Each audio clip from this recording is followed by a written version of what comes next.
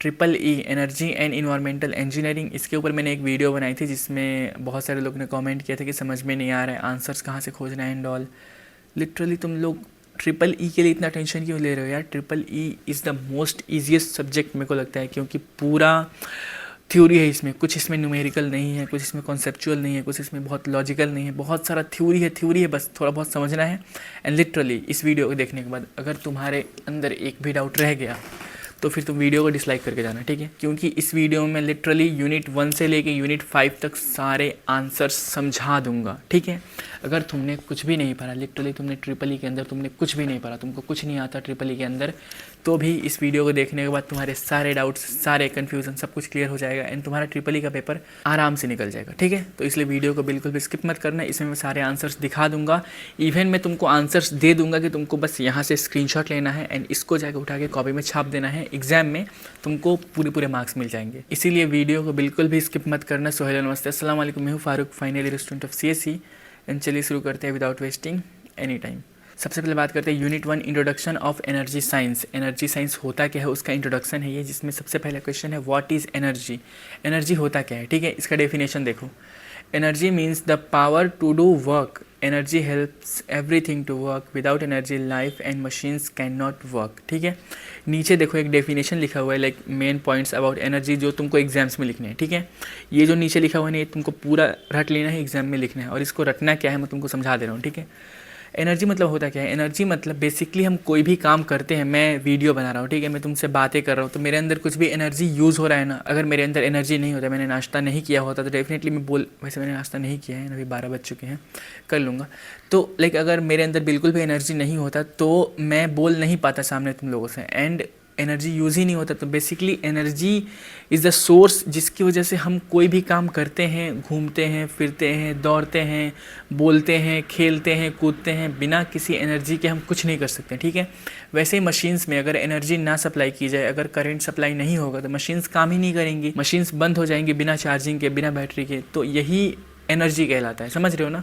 इसी के डेफिनेशंस लिखे हुए नीचे देखो, main points. Energy is needed for walking, running, cooking, lighting and machines.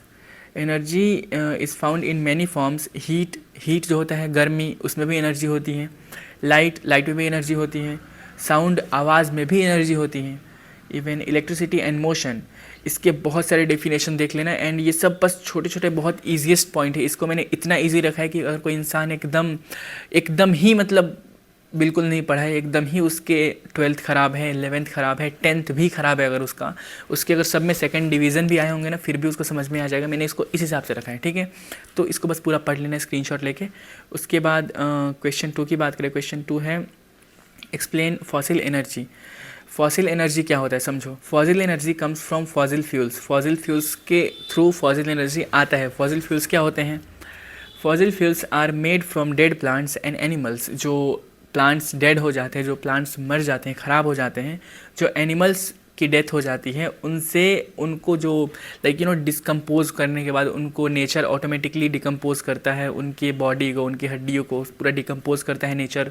And उसके बाद जो बहुत हज़ारों साल तक वो पड़ा रहता है, एंड उसमें से जो चीज़ बनती है उसी को बोलते हैं फॉसिल एनर्जी। फॉसिल फ्यूल्स का मतलब होता है कि कोयला, पेट्रोल, नेचुरल गैस, जो भी ज़मीन के अंदर से हम लोग निकालते हैं, पेट्रोल, कोयला, ये सब कैसे बना? ये सब बहुत हज़ार सालों तक प्लांट्स को एंड एनिमल्स के डेथ बॉडीज़ जो थी वो बहुत डिकम्पोज हुई, एंड उसको डिकम्पोज होने के बाद बहुत हज़ार साल तक वैसे पड़ी रही पत्थरों के अंदर, एंड उसमें गैसेस बनी, एंड उसके थ्रू पेट्रोल, कोयला, ये सब चीज़ें बन गई, ठीक है? रिएक्शन के थ्रू, ठीक है? तो इसी चीज़ को बोलते हैं फॉसिल फ्यूल्स। बहुत ईजी था ना, बस इसके डेफिनेशंस देख लेना, बहुत सारा है यहाँ पे। This fuels are found under the ground, ज़मीन के अंदर पाया जाता है। तो ये सब देख लेना, बहुत इजी है। ये सब कहाँ कहाँ यूज़ होता है? गाड़ियों को चलाने में, फैक्ट्रीज़ में, व्हीकल्स में, पावर प्लांट्स में, कहाँ कहाँ यूज़ होता है, सब कुछ लिखा हुआ है। इस आंसर को जाके उठा के लिख दोगे ना, तब भी तुम्हारे पूरे मार्क्स मिल जाएंगे, ठीक है? उसके बाद क्वेश्चन 3 की बात करें। Discuss remedies and alternatives to fossil fuels. Basically fossil fuels अगर नहीं होगा तो उसके अल्टरनेटिव क्या क्या होंगे? बेसिकली जैसे पेट्रोल हो गया, पेट्रोल एक लिमिटेड सोर्स है, पेट्रोल हमको पता है कि एक दिन ख़त्म हो जाएगा, इसीलिए पेट्रोल बचा के लोग इलेक्ट्रिक बाइक, इलेक्ट्रिक गाड़ियाँ यूज़ कर रहे हैं, क्योंकि पेट्रोल एक टाइम पे ख़त्म हो जाएगा, कोयला एक टाइम पे ख़त्म हो जाएगा, क्योंकि एक ज़मीन के अंदर लिमिटेड है, बहुत यूज़ होने के बाद ये ख़त्म हो जाएगा। जैसे हम लोगों को पता है कि पानी भी ख़त्म हो जाएगा एक टाइम पे, तो इसलिए हम लोग पानी को बचाते हैं, ऐसे ही पेट्रोल भी एक टाइम पे ख़त्म हो जाएगा, कोयला ख़त्म हो जाएगा, तो उसके अल्टरनेटिव्स रेडी होने चाहिए ना हमारे पास, उसी के बारे में पूछ रही है। Fossil fuels cause pollution and will finish one day. जो फॉसिल फ्यूल्स होते हैं, जो पेट्रोलियम होता है, कोयला होता है, ये सब जलने के बाद एक पोल्यूशन फैलाते हैं हमारे इन्वायरमेंट में, एंड एक टाइम पे ये ख़त्म हो जाएंगे। तो इसके अल्टरनेटिव्स क्या क्या हैं जो कि बहुत सेफ़ हैं, जैसे सोलर हो गया, जो छत पे सोलर पैनल लगता है जिसके थ्रू एनर्जी हम लोग को मिलती है, उससे ना कोई पॉल्यूशन होता है ना कुछ होता है, एंड उससे हम लोग को बहुत एनर्जी मिलती है। वैसी ही चीज़ों को लिखना है यहाँ पे, ठीक है। एंड इसके सब डेफिनेशंस देख लो, बाकी बहुत ईजी है। क्वेश्चन 4 है explain sustainability and environmental trades of different energy systems. Basically like जो भी मैंने पहले बताया कि फॉसिल फ्यूल्स जो होते हैं वो बहुत ज़्यादा पॉल्यूशन फैलाते हैं, बहुत ज़्यादा इन्वायरमेंट को गंदा करते हैं, ठीक है। एंड उसकी वजह से बहुत सारी बीमारियां, and as we know air pollution कितना ज़्यादा बढ़ गया है दिल्ली में, तो उस चीज़ से बचने के लिए उसके अल्टरनेटिव्स क्या क्या हम यूज़ कर सकते हैं, एंड वो बहुत लॉन्ग टाइम तक रहें, उसी को बताना है, ठीक है। इसका डेफिनेशन देखो, sustainability means using energy without harming the nature, मतलब नेचर को बिना हार्म किए हम लोग एनर्जी यूज़ करते हैं। It means saving energy for next generation, next generation के लिए हम लोग एनर्जी सेव कर रहे हैं। इसके मेन पॉइंट्स देखो, sustainable energy does not finish quickly, ये बहुत जल्दी ख़त्म नहीं होगी, जैसे पेट्रोल ख़त्म हो जाएगा वैसे इतनी जल्दी ख़त्म नहीं होगी, क्योंकि सोलर एनर्जी जो है वो सूरज से चलता है, सूरज की रोशनी से चलेगा, तो ये जल्दी ख़त्म नहीं होगा, ठीक है। उसके बाद it does not harm air, हमारे एयर पोल्यूशन को वो बढ़ाएगा नहीं, ये हमारे ज़मीन के मिट्टी को गंदा नहीं करेगा। जैसे जो फैक्ट्रीज़ होती हैं बड़ी बड़ी, उसमें से बहुत सारा लाइक केमिकल निकलता है through the energy process, and वो केमिकल जाके ज़मीन में मिल जाता है, जिसकी वजह से पूरा ज़मीन गंदा हो जाता है, उसकी पूरी मिट्टी केमिकल की वजह से पूरी पोल्यूटेड हो जाती है, ठीक है। तो वो चीज़ें नहीं होंगी, जिसकी वजह से हम लोग यूज़ करते हैं इलेक्ट्रिक बाइक्स, इलेक्ट्रिक कार्स, जो कि बहुत सेफ़ होता है एज़ कम्पेयर टू पेट्रोलियम, ठीक है। उसके बाद बात करें क्वेश्चन 5 की, जो है explain possibilities for energy storage and regeneration. इसका आंसर देखो, energy storage means saving energy for later use. Basically battery, हम लोग बैटरी में एनर्जी स्टोर करते हैं, बैटरी को चार्ज कर लेते हैं, फिर उसको बाद में यूज़ कर लेते हैं। जैसे पावर बैंक होता है, पावर बैंक को हम लोग एक बार चार्ज कर लेते हैं, फिर उसको बाद में यूज़ करते हैं लाइक फ़ोन चार्ज करने के लिए, तो वो होता है एनर्जी स्टोरेज। एंड हम लोग पावर बैंक को फिर से चार्ज करके फिर से यूज़ कर सकते हैं, इसी को बोलते हैं रीजनरेशन ऑफ एनर्जी, ठीक है। इसके आंसर्स देख लेना, बहुत सारे हैं, बहुत इजी हैं। यूनिट 2 की बात करें, यूनिट 2 का क्वेश्चन 1 है, यूनिट 2 है बेसिकली इकोसिस्टम के ऊपर। इकोसिस्टम होता क्या है ये देख लो। क्वेश्चन 1 है explain the concept, structure and functions of ecosystem. Basically ecosystem होता क्या है, उसका कॉन्सेप्ट क्या है, उसके फंक्शंस क्या है, उसका स्ट्रक्चर क्या है, ठीक है। आंसर देखो, an ecosystem is a place where living and non living things live together and help each other. Basically जो प्लांट्स हो गए, देन एनिमल्स हो गए, ह्यूमंस हो गए, जितने इंसान हैं, जानवर हैं, प्लांट्स हैं, एंड बहुत सारी नॉन लिविंग थिंग्स हैं हमारी दुनिया में, जो कि लाइक जिनके अंदर जान नहीं है, जिनके अंदर जान है, सब एक ही दुनिया में रहते हैं ना, तो इसको बोलते हैं इकोसिस्टम। सब एक दूसरे का यूज़ करते हैं एंड एक दूसरे को जीने में हेल्प करते हैं। एग्जाम्पल्स देखो फिर समझ में आएगा। Living things include plants, like living things क्या है, प्लांट्स हो गए, एनिमल्स हो गए, एंड स्मॉल ऑर्गेनिज्म या फिर humans. And non living things air, हवा के अंदर जान थोड़ी है, वाटर, पानी हो गया, देन सॉइल, मिट्टी, सनलाइट एंड टेम्परेचर। ये सब चीज़ें हम लोगों को जीने में बहुत हेल्प होती है ना, लाइक एयर के बिना हम लोग जी नहीं सकते, वाटर के बिना हम लोग जी नहीं सकते, मिट्टी के बिना, सनलाइट के बिना, फिर टेम्परेचर के बिना हम लोग जी नहीं सकते हैं। तो ये क्या है, एक दूसरे पे डिपेंडेंट है। अगर मान लो प्लांट्स नहीं होंगे, पौधे नहीं होंगे, पेड़ नहीं होंगे, तो एयर प्यूरीफाई ही नहीं होगा। तो एयर डिपेंडेंट है प्लांट्स पे एंड प्लांट डिपेंडेंट है एयर पे। तो ऐसे हम लोग भी डिपेंडेंट है नॉन लिविंग थिंग्स पे and non living things dependent है हम लोगों पे। इसको बोलते हैं इकोसिस्टम। इसके बारे में डेफिनेशन देख लेना है, बहुत सारे हैं। उसके बाद क्वेश्चन 2 की बात करें तो वो है explain energy flow in an ecosystem. Energy flow क्या होता है इकोसिस्टम में, इसको देख लो। Energy flow means movement of energy from one living thing to another in an ecosystem. मतलब किसी एक लिविंग थिंग्स में से एनर्जी ट्रांसफ़र होगा किसी दूसरे लिविंग थिंग में, उसी को बोलते हैं एनर्जी फ्लो। उसके एग्जांपल्स देखो। The sun is the main source of energy, सूरज सबसे बड़ा एनर्जी सोर्स है, ठीक है, अभी के टाइम पे। And plants take energy from sunlight. Plants क्या जो भी पौधे होते हैं वो सनलाइट से एनर्जी लेते हैं एंड खुद को ग्रो करते हैं। Then plants make food by photosynthesis, like you know plants photosynthesis जो भी हो, ठीक है, फोटोसिंथेसिस के थ्रू प्लांट्स जो हैं वो हम लोगों ने बचपन में पढ़ा इस चीज़ को कि प्लांट्स इसके थ्रू फूड बनाते हैं खुद के लिए एंड अपने सब प्लांट्स को ग्रो करने में हेल्प करते हैं, ठीक है।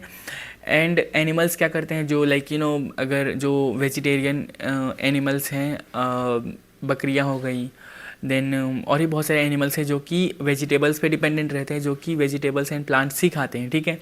देन बहुत सारे एनिमल्स हैं जो कि दूसरे एनिमल्स को खाते हैं, जैसे शेर हो गया, चीता हो गया, जो कि दूसरे एनिमल्स को खा के अपना गुजारा करते हैं। तो ऐसे एक दूसरे पर सब डिपेंडेंट है एंड ऐसे एनर्जी फ्लो हो रहा है एक से दूसरे में। सनलाइट से एनर्जी प्लांट में आया, देन प्लांट से एनर्जी बकरियों में आया, देन बकरियों से एनर्जी शेर में आया। तो ऐसे क्या कि सब में ट्रांसफ़र हो रहा है, एनर्जी फ्लो इसी को बोलते हैं, ठीक है। इकोसिस्टम में एनर्जी फ्लो यही होता है एंड इसके डेफिनेशन देख लेना, बहुत सारे हैं। उसके बाद क्वेश्चन 3 की बात करें, differentiate between food chain and food web. जो मैंने अभी तुम लोग बताया ना कि सन से एनर्जी मिला प्लांट को, देन प्लांट को बकरी खा गई, देन बकरी को शेर खा गया, तो ये एक पूरा चेन बन रहा है ना, फूड चेन, इसी को बोलते हैं फूड चेन। एंड ये बहुत ज़्यादा यूज़फुल होता है एंड ये बहुत ज़्यादा एग्जाम में पूछता है एंड जो पिछले वाला कॉन्सेप्ट है ना उसका पूरा पूरा कॉपी है और कुछ नहीं है, ठीक है। इसके डेफिनेशंस को देख लो, food chain and food web shows how food and energy moves in nature, पूरा पूरा पिछले वाला कॉन्सेप्ट है और कुछ नहीं, ठीक है। इसके डेफिनेशन देख लेना। क्वेश्चन 4 की बात करें, explain ecological pyramids. Ecological pyramids क्या होता है, बेसिकली जो इकोसिस्टम है उसका स्ट्रक्चर बनता है ना जो, तो वो एक पिरामिड का शेप देता है, बस उसी को बोलते हैं इकोलॉजिकल पिरामिड्स। इसका डेफिनेशन देख लो, ecological pyramid shows the number and energy of living things in an ecosystem. Basically ecosystem को रिप्रेजेंट करता है, ये एक स्ट्रक्चर है एंड ये एक पिरामिड के शेप का दिखता है, जिसकी वजह से ये इसका नाम है इकोलॉजिकल पिरामिड्स। इसके डायग्राम को मैं यहाँ पे दिखा रहा हूँ, इसको देख लो। एंड ये जो मैंने डेफिनेशन बताया बहुत ही सिंपल है, इसको याद कर लेना, हो गया ये क्वेश्चन सॉल्व, ठीक है। इस डायग्राम को बना देना याद से। क्वेश्चन 5 की बात करें, एक्सप्लेन एनी वन इकोसिस्टम। कोई भी एक इकोसिस्टम बताना है। आंसर देख लो, a forest ecosystem is an ecosystem found in areas with many trees. And forest ecosystem में जो सबसे ज़्यादा मेन किरदार निभाते हैं वो होते हैं पेड़, क्योंकि फॉरेस्ट में सबसे ज़्यादा पेड़ होते हैं, तो ये सबसे मेन प्रोड्यूसर्स होते हैं। एंड इसमें देखो, जैसे plants make food using sunlight, जो प्लांट्स होते हैं वो सनलाइट के थ्रू अपना फूड बनाते हैं। एनिमल्स लाइक डियर, हिरन, चिड़िया एंड छोटे छोटे जो कीड़े मकोड़े होते हैं सब वहाँ पे रहते हैं, सब अलग अलग प्रजाति है लेकिन सब वहीं पे रह रहे हैं। जो कार्निवोरस होते हैं लाइक टाइगर्स एंड लायंस, वो दूसरे एनिमल्स को खाते हैं उसी जंगल में। तो ये एक पूरा इकोसिस्टम होता है जिसमें बहुत सारे अलग अलग प्रजाति रहते हैं एंड वो अलग अलग उनका फूड होता है, अलग अलग उनका रहने का ढंग होता है, अलग अलग उनका शेप होता है, अलग अलग उनका साइज़ होता है, लेकिन सब एक ही जगह रहते हैं, ठीक है। उसको बोलते हैं इकोसिस्टम। उसके बाद यूनिट 3 की बात करें, biodiversity and it's conversion. Biodiversity means the variety of living things found on earth and it includes different plants, animals and small organism. Literally बता रहा हूँ, triple E is the most easiest subject I have ever saw.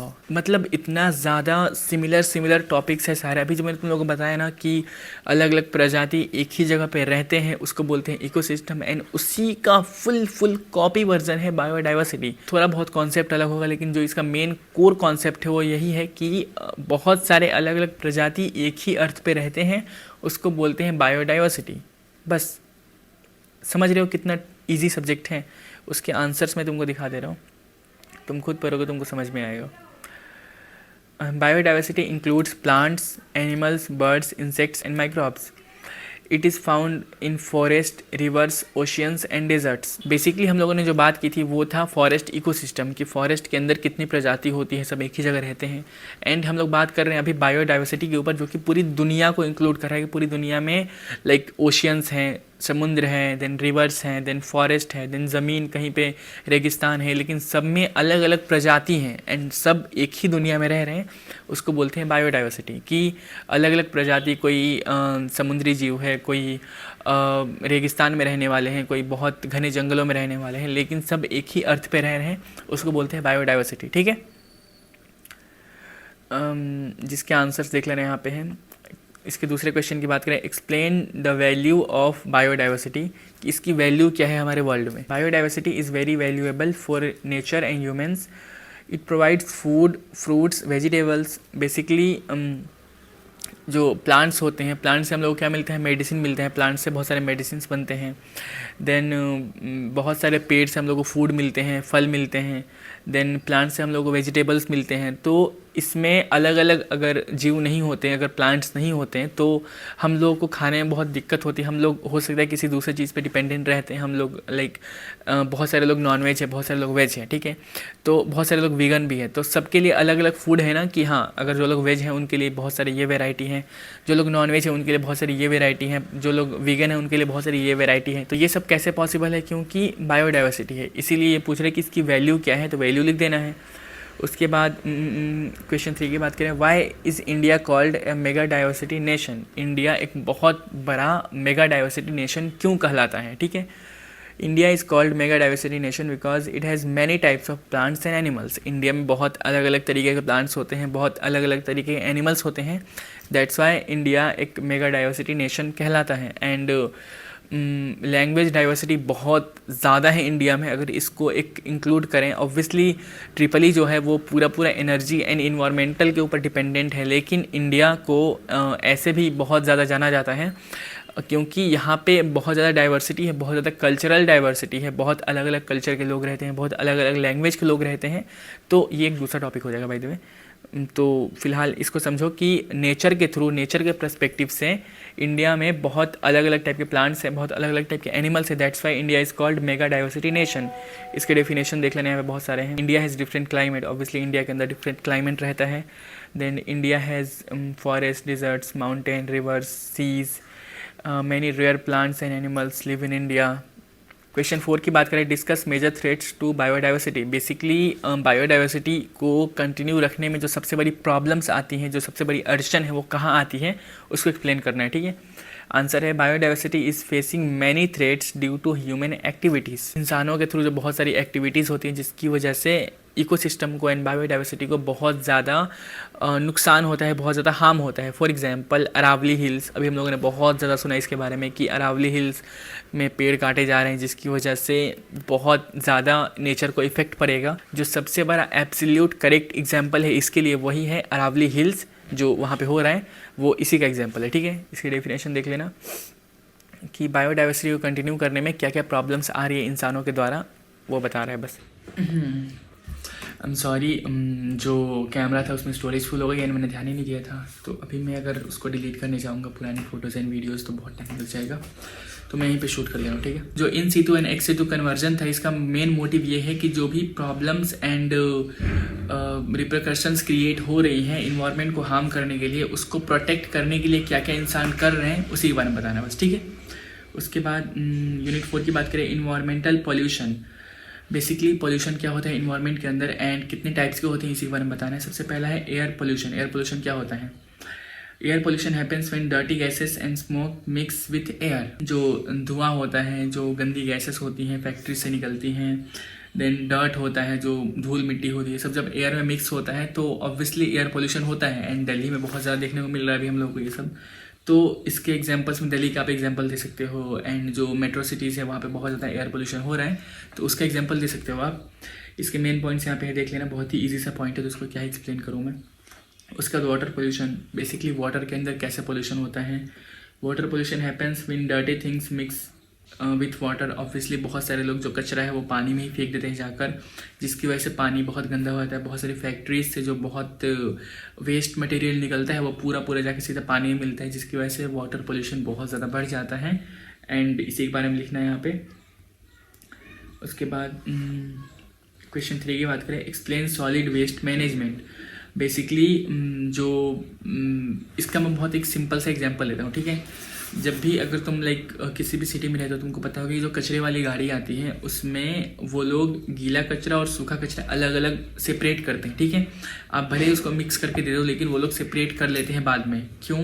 क्योंकि जो गीला कचरा होता है वो डिस्पोज करना इजी होता है, एंड जो सूखा कचरा होता है वो डिस्पोज नहीं होता है, उसको रिसाइकल करके यूज़ कर सकते हैं किसी और चीज़ में। तो ये होता है सॉलिड वेस्ट मैनेजमेंट। बेसिकली जो वेस्ट होता है, जो कचरा है, उसको मैनेज कैसे करना है, कैसे उसको मैनेज करते हैं, उसी के बारे में लिखना है यहाँ पे, ठीक है। आंसर देखो यहाँ पे, solid waste management means proper handling of waste. Waste includes paper, plastic and food. Waste should be collected properly. Waste should be separated. वही बात जो मैंने नहीं बताई, ठीक है। उसके बाद क्वेश्चन 4 की बात करें, right short note on noise, marine and soil pollution. Basically noise pollution क्या होता है, जो भी साउंड की वजह से पोल्यूशन होता है, जैसे अगर कहीं पे कोई बहुत बड़ा प्रोग्राम हो रहा है जिसमें बहुत लाउड डीजे लगा हुआ है, बहुत लाउड स्पीकर्स लगे हुए हैं, जिसकी वजह से बहुत ज़्यादा लोगों को सुनने में तक प्रॉब्लम हो रही है, जिसमें बेसिकली बहुत सारे लोगों को सुनने में प्रॉब्लम हो सकती है। बहुत सारे लोगों को अगर पहले से प्रॉब्लम है तो और प्रॉब्लम्स बढ़ सकती हैं सुनने में। तो ये होता है नॉइज़ पोल्यूशन, ठीक है, जिसमें गाड़ियों से जो हॉर्न बजता है उससे भी नॉइज़ पोल्यूशन फैलता है। मरीन पोल्यूशन बेसिकली जो मैंने अभी बताया कि जो फैक्ट्रीज से वेस्ट निकलता है और जाके पानी में मिल जाता है उसको बोलते हैं मरीन पोल्यूशन, ठीक है, जो वाटर को गंदा करता है।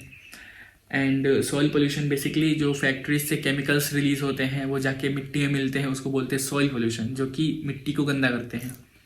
एंड हो गया, इसी के आंसर्स लिखने से बस, ठीक है। 5th is disaster management. Basically जो भूकंप आते हैं, अर्थक्वेक्स आते हैं, अर्थक्वेक्स एंड भूकंप सेम ही होता है by the way, and tsunami आती है, तो ये सब चीज़ें जब आती हैं तो उसको मैनेज कैसे करती है गवर्नमेंट, उसको पुलिस एंड जो मैनेजमेंट फोर्स होती है उसको कैसे मैनेज करती है, उसी को बोलते हैं डिज़ास्टर मैनेजमेंट। जैसे मान लो कहीं किसी बहुत बड़े ऑर्गेनाइजेशन में आग लग गई, बहुत बड़ी आग लग गई, तो उसको इंस्टेंटली फायर ब्रिगेड वाले आके सॉल्व करेंगे, बहुत सारी गाड़ी आएंगे, उसको सॉल्व करेंगे, उसको बुझाने की कोशिश करेंगे। तो ये होता है डिज़ास्टर मैनेजमेंट, कि डिज़ास्टर को मैनेज करना, ठीक है, एंड उसमें ध्यान रखना कि कम से कम नुकसान हो। Disaster management means handling natural disaster safely. Floods happens due to heavy rain, बहुत ज़्यादा बारिश होती है तो सुनामी आ जाती है। Then earthquake shakes the ground, earthquakes आते हैं, भूकंप आते हैं, तो उसको कैसे कंट्रोल करते हैं। साइक्लोन्स आते हैं, बवंडर आते हैं। उसके बाद यूनिट 5 की बात करें, सोशल इशूज़ एंड इन्वायरमेंट्स, ये क्या होते हैं।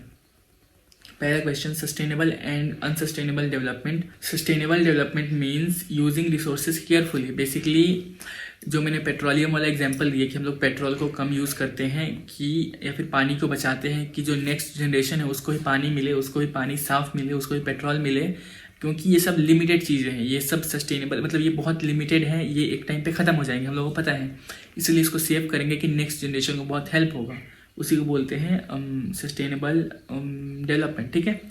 इसके आंसर देख लेना यहाँ पे। उसके बाद क्वेश्चन 2 की बात करें, rain water harvesting and water management, जिसमें सबसे पहला आंसर है rain water harvesting means collecting rain water. Basically जब बहुत ज़्यादा बारिश का सीज़न होता है उस टाइम पे क्या होता है कि बहुत बड़े बड़े डैम्स जो होते हैं, बहुत बड़े बड़े डैम्स बनाए होते हैं गवर्नमेंट के थ्रू, जिसमें पानी को कलेक्ट करते हैं एंड बाद में उसको जब पानी की कमी होती है तो फार्मर्स यूज़ करते हैं पीने के लिए, उसको प्यूरीफाई करके पीने के लिए यूज़ कर सकते हैं, उसको खेतों में पानी डालने के लिए यूज़ कर सकते हैं। तो उस टाइम पे जो पानी लाइक आसमान से आया था उसी को कलेक्ट करके एंड बाद में उसको यूज़ कर लेते हैं अपने किसी भी काम में, तो इससे क्या पानी सेफ होता है, उसको बोलते हैं वाटर हार्वेस्टिंग, ठीक है।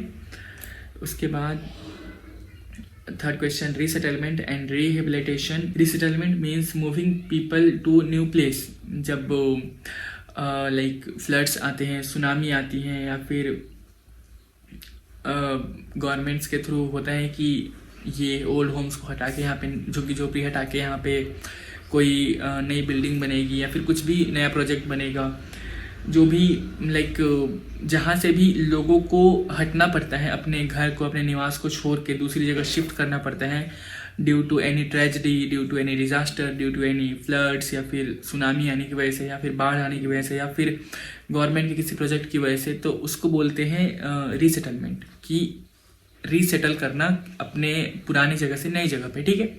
उसी का आंसर लिखना है बस। उसके बाद question 4, climate change, global warming, acid rain, ozone depletion, ये क्या होता है। सबसे पहला पॉइंट है climate change changes weather. Obviously अगर क्लाइमेट चेंज होगा तो वेदर भी चेंज होगा। Then global warming increase earth temperature. Obviously अगर ग्लोबल वार्मिंग बढ़ेगी तो टेम्परेचर बढ़ेगा, गर्मियाँ ज़्यादा होंगी, एंड गर्मी के टाइम पे हम लोग देखते हैं कि अभी के टाइम पे ग्लोबल वार्मिंग बहुत हाई है, क्योंकि 45 डिग्री 48 डिग्रीज तक चला जाता है इंडिया में गर्मी के टाइम पे, जो कि बहुत ज़्यादा ब्रूटल हो जाता है।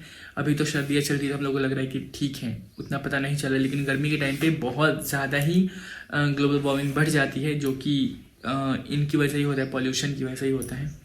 इसके आंसर्स देख लेना। उसके बाद 5th is environmental legislation. Basically environmental legislation means laws to protect environment.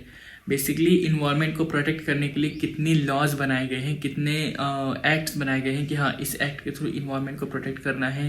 कोई भी इंसान वहाँ पे जाके बोल सकता है, अगर कोई मान लो कोई इंसान पेड़ को काट रहा है या फिर इन्वायरमेंट को डिस्ट्रॉय कर रहा है, कचरा इधर उधर फैला रहा है, तो वहाँ पे बहुत सारे लॉज हैं जो कि अप्लाई हो सकते हैं। कोई भी इंसान जाके बोल सकता है कि ये तुम गलत कर रहे हो, क्योंकि यहाँ पे लॉज बने हुए हैं उसके लिए, प्रोटेक्ट करने के लिए, ठीक है। तो उसी के बारे में बताना है बस। एंड डन, ख़त्म हो गया। Energy and environmental engineering EEE RGPV ख़त्म। आई डोंट थिंक इसमें किसी को कोई भी कन्फ्यूज़न होगा, किसी को कोई भी डाउट होगा, क्योंकि मैंने सारी चीज़ें बहुत ही ईजी वे में समझा दी हैं। सारे डेफिनेशंस, एक्सप्लेनेशंस सब कुछ हो गया है, ठीक है। जितना मैंने वीडियो में बताया ना उसको 3 बार 4 बार देख लेना। वीडियो को ही 3-4 बार देख लोगे ना, तुम्हारा EEE 100% काफ़ी अच्छे तरीके से निकल जाएगा, ठीक है। नेक्स्ट पेपर बहुत सारे लोगों का डिस्क्रीट है एंड बहुत सारे लोगों का IPS है। कौन से पेपर से बता दो मैं कमेंट सेक्शन में, तो मैं उसके बारे में सोचूं वीडियोस बनाऊं। एंड अगर ये सारे आंसर्स चाहिए तो वीडियो पे अच्छा रिस्पांस दिखाना, तो मैं सारे आंसर्स व्हाट्सएप पे शेयर कर दूंगा, क्योंकि PDF शेयर करने में दिक्कत होता है वहाँ पे, तो मेरे को एक एक करके सब शेयर करना पड़ेगा, दैट्स व्हाई थोड़ी सी प्रॉब्लम होती है। And I was about to say something. जिन लोगों का ये बैकलॉग है M1 में, M2 में या फिर किसी भी सब्जेक्ट में, तो सबसे पहले बैकलॉग्स को प्रायोरिटी दो।